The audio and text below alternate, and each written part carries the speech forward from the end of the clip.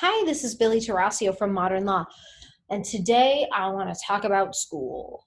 Um, for me, there has never been a more stressful time during this pandemic than the last month of of online schooling for my kids.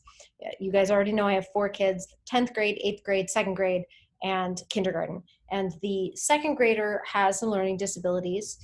So last year, at the end of the year, he had one-on-one support from a nanny.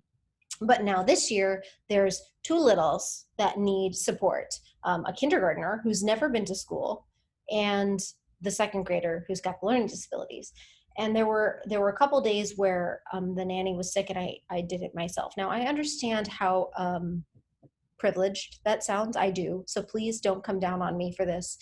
But I found trying to teach kids online to be really, really difficult. I think the expectation of kindergartners to be able to engage in a classroom, even for 2 hours, like she couldn't do it. Julia was, she's laying on the ground, listening to the story being read. Like she can't figure out how to mute and unmute herself. Like, and she's just overall not engaged. Like it was unengaging to her.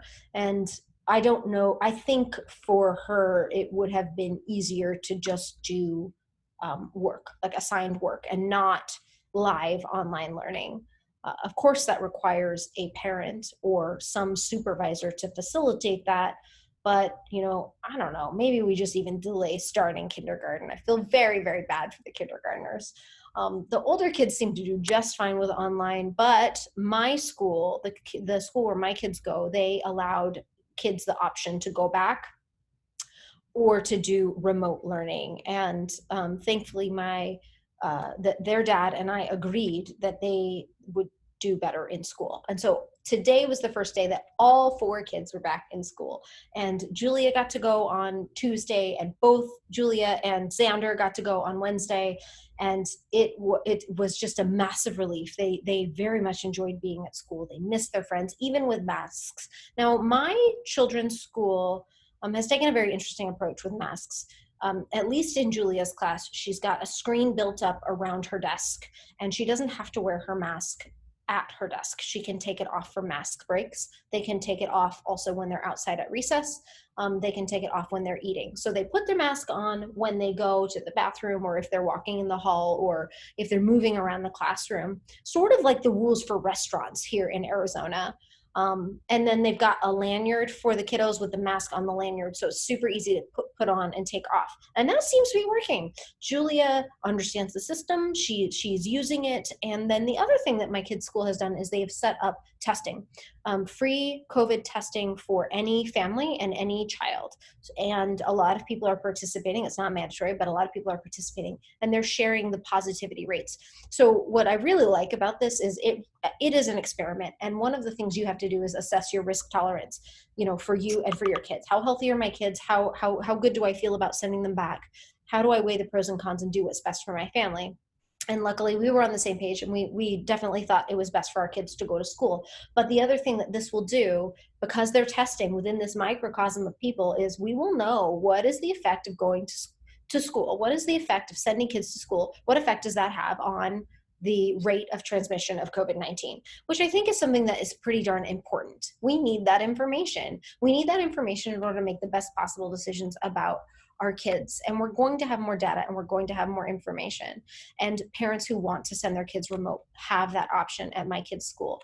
Now, what happens when parents disagree? And we're seeing this all the time.